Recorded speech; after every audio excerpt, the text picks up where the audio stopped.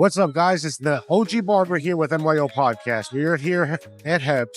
We're live. I ran into this woman here. I'm going to have her introduce herself. She's going to give you her social media, her Instagram, and tell you where to follow her at. Hey, I'm Deb, known as Deb from the shop MTV. That aired 20-something years ago. Yeah, just 2026. We aired 2006 on MTV. There's 6 barbers here that think they know everything. Meet Bobby, Mr. Entertainment. Teddy, fashion plate. Deb, the independent lady. Pop, Mr. Opinion. Van, the rebel without a cause. And Tim, the manager that doesn't really manage. Basically, the shop is what's up. A lot of stars come through here because they know if it ain't jumping off here, it ain't jumping off nowhere. If they ain't gonna say your name in the barbershop, you probably ain't nobody. Now, we're going to start off with some basic questions. What made you want to get into barbering? Oh, I'm going way back. Yeah. So actually, I used to watch my mom cut my brother's hair. And she went to beauty school, but she did my brother's hair. I said, I could do that. From the time I was maybe like 12, 13. And then around the corner, there was this older Haitian woman who didn't speak any English at all. She just cut her behind off. So between watching my mom and watching her, I kind of picked it up. And I kind of started cutting friends. They let me practice on them. And then when I wanted to actually get into the game, I used to go to barbershops and ask them, yo, can I get a chair? And they was like, you got a license? And the only reason they asked me that is because I was a female. Because everybody in this barbershop don't have a license, but I got it. So it kind of stirred me in doing it the right way. So I went to barber school at night because I'm a mother, single mom. Yeah. And I picked up my license, and after that, can't stop me after that. Now, what did you run into being a female, trying to get into a male-dominant industry? Talk about something that you might have run into. You don't have to go too crazy or nothing like that, but something you might have gotten into that you were like, man, it stands out in my mind and I'm never going to forget that. There was a lot of lessons. Being around, and be mindful, I'm in a barbershop with 11 men. Yes. 11 men, all different energies, all different ages.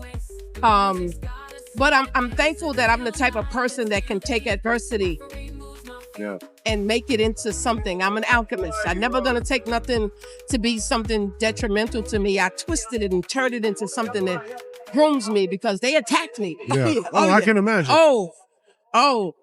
And I wasn't the best barber. Yeah. But I would hear, you ain't, I don't, first of all, I don't crack jokes. Don't talk about my mother. Y'all do what y'all do. I'm trying to learn this game. So most of it was, as I got better and I started leveling up, there was more attacks from the guys that weren't leveling up. Yeah. I'm going to level up wherever I'm at. So I didn't take that as an attack. I took it as my presence is here. Yeah, I got you. I love my guys. I love all of them.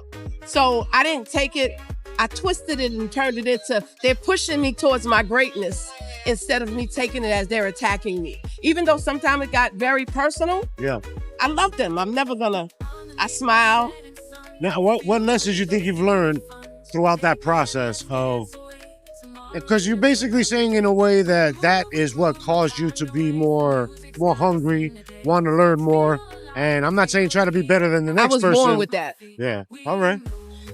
To be a barber in the barber game on Southside Jamaica, Queens, and a female? Huh? No, we're gonna. And I ain't bad looking. It was hard. Would you say that right there was the one thing that made you say, you know what, I'm gonna outshine everybody? So you know what I did actually, because I was a church girl. Okay. I just had my son, and I'm coming in full dress, church, and I realized that I was the target because of my dress. So I changed it. I covered up because I'm here to learn this game. They all shoot, they shot, of course. Yeah. I'm used to that, but I shift to fit the environment. I don't wait for the environment to shift. At what point in your career did you say, you know what, I'm going to try and I'm going to go a little further and I'm going to do something else? Always knew. Even when I was on the show, I was the contact for MTV. Shout out to Liz Gately. She was the vice president of MTV at the time. Okay. Her and I had a great relationship. I was that. I was that one that was always talking about what's next. That's awesome. And I knew that in this 15 minutes of fame, that's all you're getting on reality TV. And I was on the first reality TV show. Yeah, especially something with barbering too. But we did it all. We did it all. Even still to this day, they don't got something like that. We do what they're doing now. Yes, 100% right. The difference between them and us, I kept it all love. We're not going to shoot each other down. We're not going to talk bad about each other. We're going to have a good time. Talk to me about your best moment at the show. I had a lot of great ones. As a matter of fact, Jadakiss is coming today. Hope I get to see him because he came. But my biggest thing was I got to bond with the guys, the barbers. People would ask me, who's my favorite celebrity? I said, my celebrities are the guys I work with. It's not, because we're going to see these guys one time. Yeah, 100% right. I live with these guys. They're my brothers. That's awesome. Yeah. So what have you picked up? What have you learned in that journey? There must have been something that you're like, you know what? If it wasn't for this, I wouldn't have known this or I wouldn't have known that. The barbering game has added so much to my life because one, I've watched children grow up. Yeah, I'm now cutting the grandchildren of correct. Or the child of the person that you were cutting when he was a baby. Yes. They're now into politics. One of my kids I used to cut, he's the #1 bone specialist in the hospital in Manhattan. Wow. I have police officers. I've touched so many lives, and it makes me feel so good when I'm out and I run into people and they go, Miss Deb. I used to work in a shelter system. So even when I was cutting hair, I was working either at Creedmoor, cutting hair, or I was working at girls' homes. Wow, I've been of service my whole life. And it's always been in me. So it's the connection. I was telling a young man earlier that the barber game has become so much fluff that we forget the core was to connect. Yeah, 100% right. The psychology of barbering. Yes, we got to get back to, that's what made my barbershop so special. Wow. It wasn't that I was the best barber. It's that I miss Dev. The impact that you were making on everybody. That I always make and that awesome. I'm going to continue to make. That's so amazing. I'm just waiting for the next avenue to open so that I can be that. But I had to learn through the journey to choose me. Even when I had businesses, I was choosing to take care of the people instead of the business. There has to be a balance. Yes. And we're not taught that. Now, nowadays, being that you mentioned that, I'm just going to touch on it real quick. Back then, a lot of people did, not a lot of people, I'm sorry. You were saying that you were more into the community and you were more in touch with everybody. Nowadays, it seems like a lot of barbers are trying to just get that quick buck or trying to get that $100 haircut or something like that. When you see a barber doing something like that, you as somebody who's been in the industry, how does that make you feel knowing that the gentleman there's got 4 kids and he's got to take his kids to go get a haircut? And those prices are so outrageous. He's got to spend $200 just to get a haircut. It's a blessing and a curse. Talk about it. Because the world's changing. Yeah. Right? Everything should be growing. There's no more $10 haircuts. It can't be. But what people don't see, they don't see when the rent gets raised. They don't see when the landlord now makes you pay the taxes or part of the taxes on the business. Sure. They don't see when the landlord say, I can take back this business now and turn it into something else because the people know the location. Exactly. Now that the shopping center or that area is getting more foot traffic. Yes. So there's always something chasing the owner that the customers don't see. Yeah. And it's the relationships. Like if I came to my people, because I still got these 15 people I cut at home, I average $75 a haircut. Yeah, not because I asked for it. You're at that point. You've gone through that whole process. And they love me. 1,000%. And they know, I pick up the phone for them. This is why I was telling them, build the relationships. The money gonna come. I don't chase money. I never chase money. It's gonna always follow me.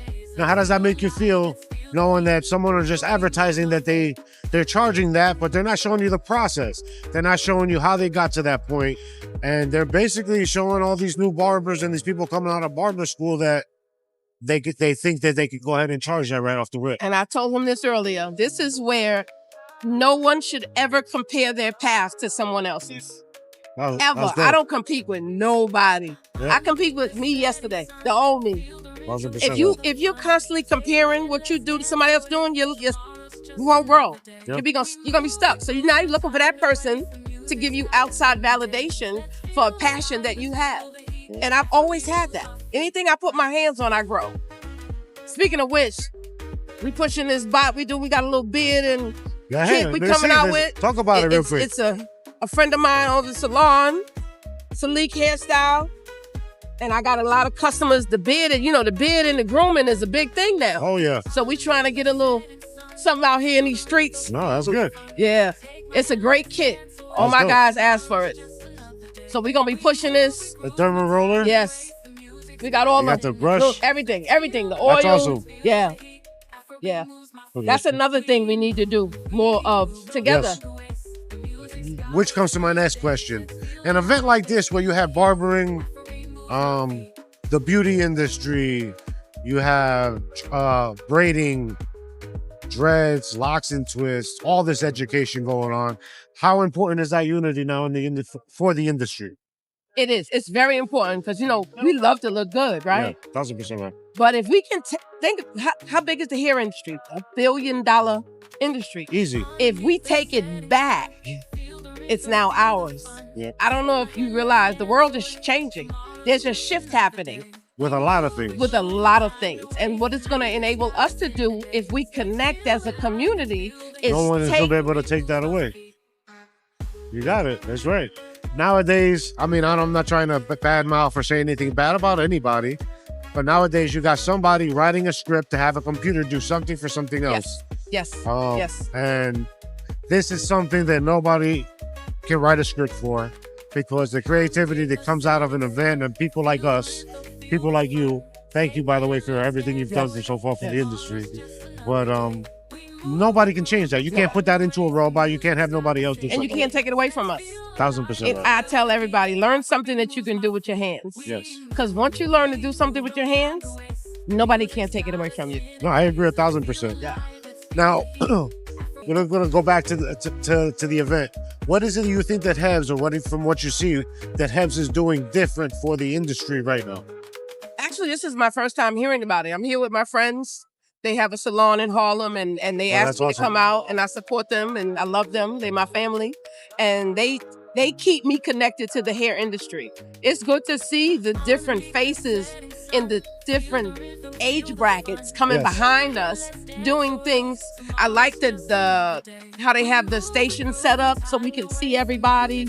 We back in the day, it was figuring it out. Yeah, they seem like they figured it out. Like, to get everybody seen and a nice, calm environment is definitely a plus. Plus, it holds people accountable. And I've never, ever been to an event in actually my whole life that, since I started going to competitions or expos and things like that, this is the only place where you have everybody with similar interests all together. Nothing bad has ever happened. Yeah. Everything is nothing but love, networking. Everybody's hungry to learn something. Everybody's hungry to meet somebody.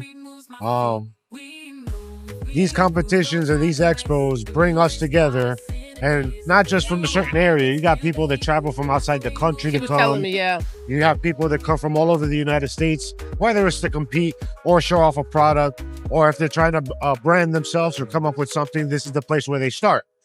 I've never run into any problems. Everybody here, it's always been amazing, What I see Hebs is doing is they're taking a little bit of everything, putting it all into one.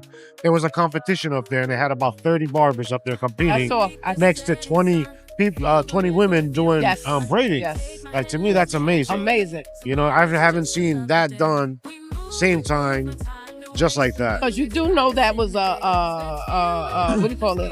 A thing that we didn't do. We didn't mix barbers in the same place. And that's why a lot of these questions come, because it's like it really wasn't. Someone like you know that now is where it's coming out, But now, being that you have all of that coming, or all of that in the industry now at these shows, what do you think?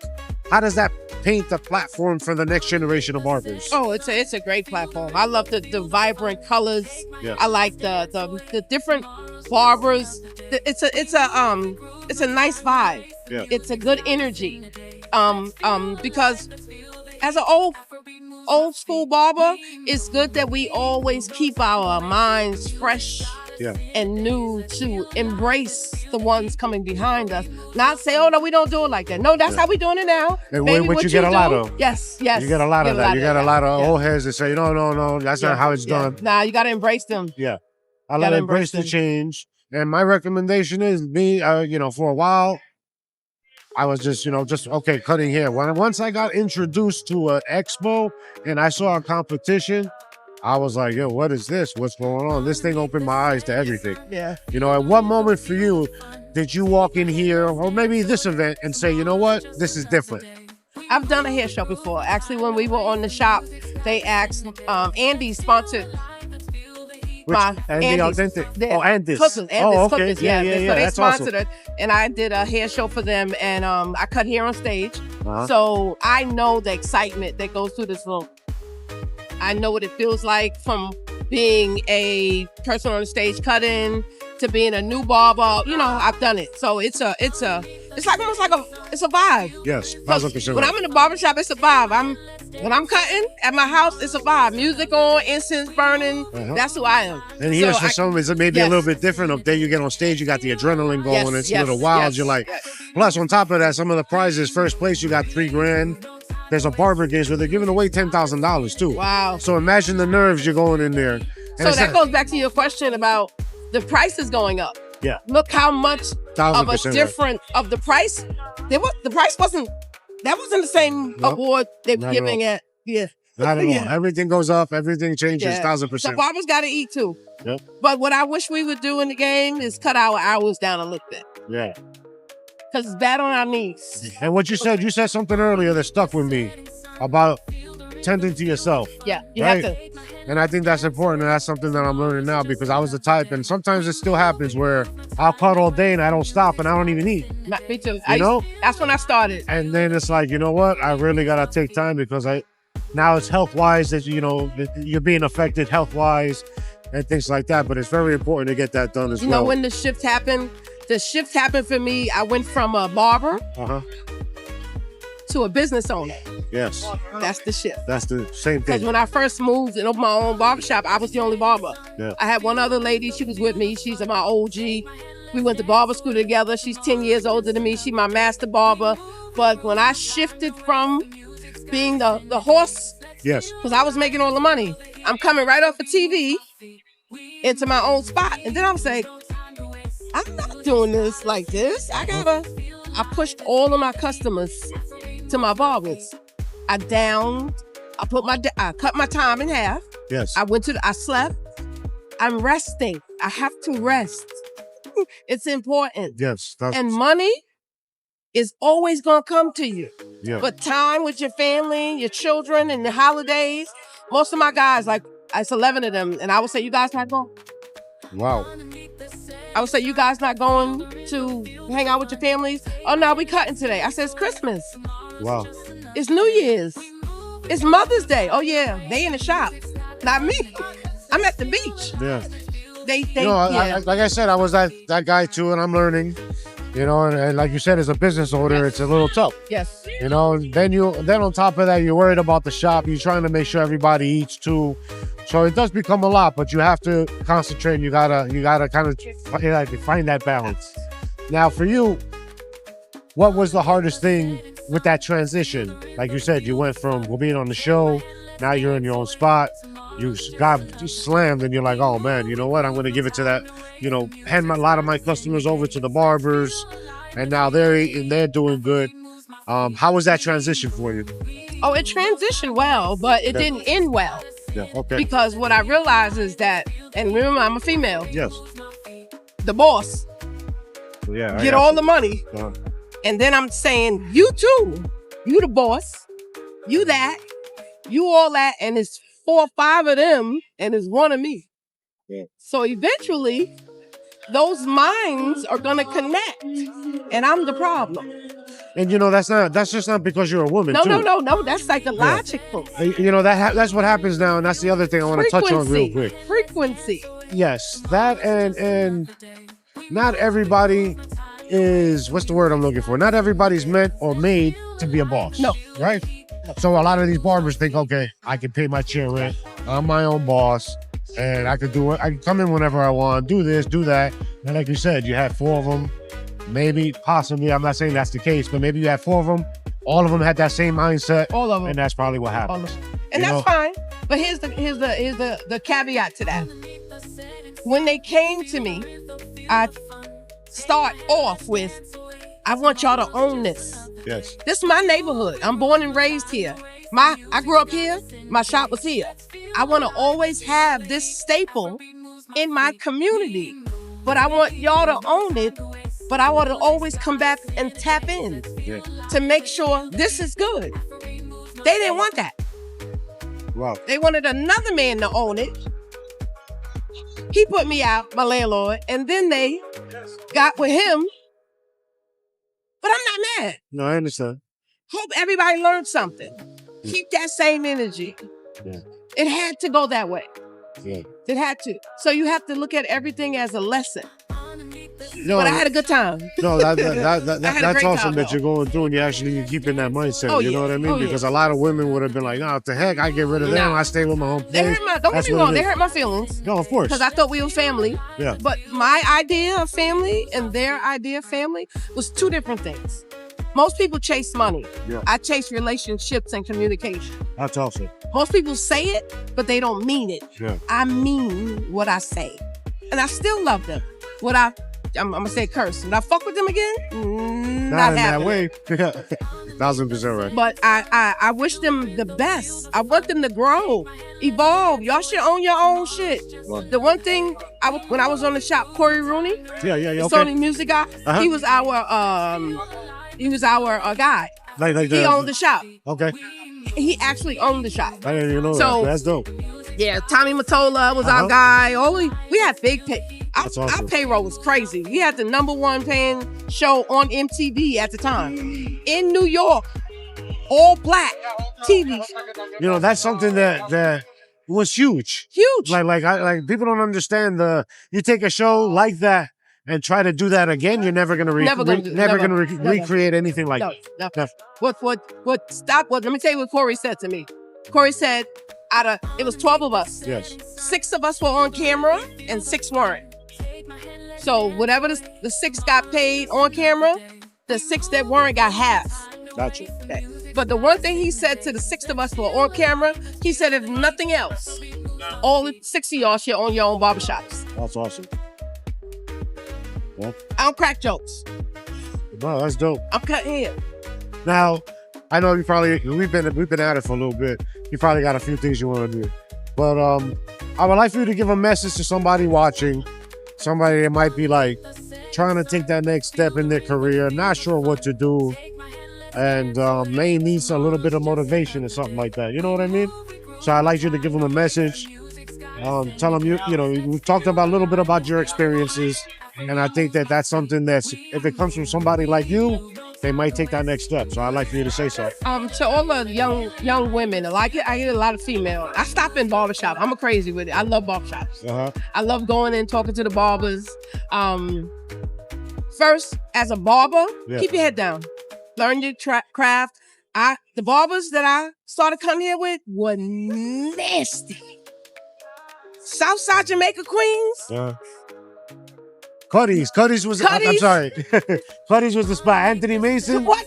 Mason was my young childhood friend, lived on my block, big brother. So Mason used to come to the block all the time. Yeah, Cuddy's was a spot. I ain't gonna lie. Cuddy's was a spot.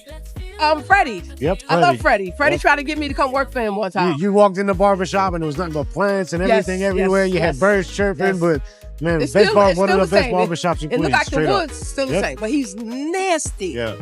So, as a barber, you coming in the game, I watched every single barber in the barbershop. That's it. In barber school, though, I was the one that fixed all the bad haircuts because I had been cut since I'm 13. When I went to barber school, I learned technique. Yes. But I could already cut. Yeah. But when I got in the barbershop, that's where the game begins. So now you got technique and you got your own way of working. And I went into a Russian barbershop in Manhattan just to get the scissor game There tight. you go. Okay. So when I went in Southside Jamaica, Queens, I'm going, yo, they cut with razor blades on the back of the combs. I'm watching style and they flashy. They changing their outfits in the middle of the cut. I'm going, That's oh, crazy. what? Shout out to Fades, all my Fade guys. But they were great barbers. They gonna crack jokes. Yeah. They gonna, you gotta get picked on. That's all. It makes you better. It made me who I became. Yeah, you're 100% right. What? Back then there was a lot of things different than it is now, and I'm not saying it's easier now than what it was back then. No. But guards, there's just so many things. Like you were talking about the razor and the comb. I'm like, man, you try to show somebody, they only do that on Instagram for reels. Yes. But that was the technique back then. I'm an old school There was no barber. half bars, no 1.5 bars. You had to use the Oscar 76s to bald out your lines. You know what I mean? Like there wasn't no spray color. I'm an old school barber. I don't use the only thing they had back then was the Beijing or the Kiss, and that was with a brush. Yes. So things, the Shout out to evolution. Curtis is P. Diddy barber. That's my guy right there. Oh, that's what's up. Yeah. Like all of those things back then are I'm not saying that. Nostalgic. Yes, Nostalgic. that's the word. 1000% right. Well, I want to say thank you. Yes, This was amazing. yes, amazing. Make sure you follow this woman. Check her out. Check out the show. It's Deb Hammond on Instagram. Deb the Barber. Y'all know what? Y'all can follow me. Y'all find me. Yeah, be safe. Peace.